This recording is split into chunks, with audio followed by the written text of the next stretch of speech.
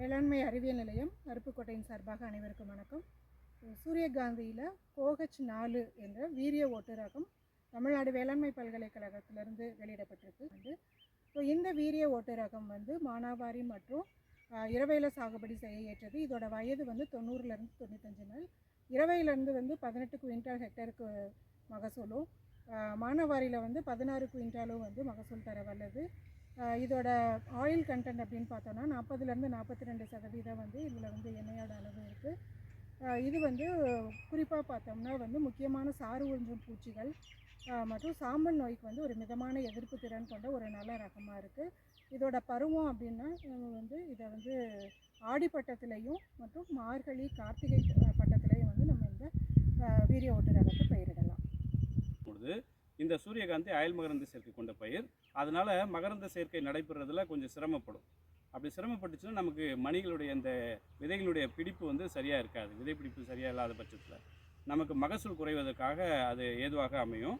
அதை போக்கணும் அப்படின்னாக்கா சூரியகாந்தி சாகுபடி செய்யக்கூடிய விவசாயிகள் இதில் இருக்கக்கூடிய விதைகளுடைய எண்ணிக்கை அதிகரிக்கிறதுக்கு, மகசூலை அதிகரிக்கிறதுக்கு 3 முக்கியமான தொழில்நுட்பத்தை நம்ம கடைபிடிக்கணும்.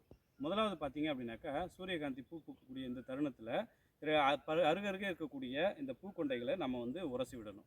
இது எப்போ செய்யணும்னு பார்த்திங்க அப்படின்னா, காலையில் 7 மணிலேருந்து 11 மணி வரையும் நம்ம இந்த தொழில்நுட்பத்தை கண்டிப்பாக செய்யணும். இது எப்போ நீண்ட நாள் பயிராக இருக்கும் பட்சத்தில் நம்ம 58லேருந்து 60 நாளுக்குள்ளார இந்த தொழில்நுட்பத்தை கண்டிப்பாக செய்யணும்.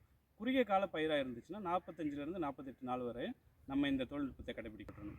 அடுத்தது பார்த்திங்க அப்படின்னாக்கா, ஏதாவது நம்ம துணி, வெள்ளை கலர் துணி இருக்குங்களே, நம்ம வேட்டி துணியெல்லாம் இருக்குங்களே, அந்த துணியில் நம்ம ஒரு பூக்கொண்டையில் இருக்கக்கூடிய மகரந்தத்தை நம்ம தேய்த்து அந்த துணியை கொண்டு போய் பக்கத்தில் இருக்கக்கூடிய செடியில் இருக்கக்கூடிய பூக்கொண்டைகளோடு நம்ம ஒட்டி எடுக்கும் பொழுது இதில் இருக்கக்கூடிய மகரந்தம் அந்த பூக்கொண்டையில் சேர்ந்து நமக்கு அதிகமான மணிகள் பிடிக்கிறதுக்கு அது வழிவகை செய்யும். அடுத்தது பார்த்திங்க அப்படின்னாக்கா, ஒரு ஹெக்டருக்கு இருக்கக்கூடிய பரப்பளவில் 5 தேனி பெட்டிகளை நம்ம வைக்கும் பொழுது ஒன்று நமக்கு கூடுதலாக தேனீகள் கிடைக்கும். அடுத்தது பார்த்திங்கன்னா, அந்த தேனீக்கள் என்ன செய்யும் அப்படின்னாக்கா, இருக்கக்கூடிய எல்லா பூக்கொண்டையிலும் உட்கார்ந்து மகரந்தத்தை ஒவ்வொரு பூக்கொண்டைக்கும் மாற்றக்கூடிய வேலைகளை செய்கிறதுனால எளிதாக மகரந்த சேர்க்கை நடைபெற்று நமக்கு நிறைய விதைகள் ஒவ்வொரு பூக்கொண்டையிலும் கிடைக்கிறதுக்கு வழிவகை செய்யும். இந்த தொழில்நுட்பத்தை நம்ம கட்டாயம் இந்த சூரியகாந்தி சாகுபடி செய்யக்கூடிய விவசாயிகள் நம்ம பின்பற்றும் பொழுது அதிக மகசூலை பெறலாம் என்று கேட்டுக்கொண்டு விடைபெறுகிறேன். நன்றி, வணக்கம்.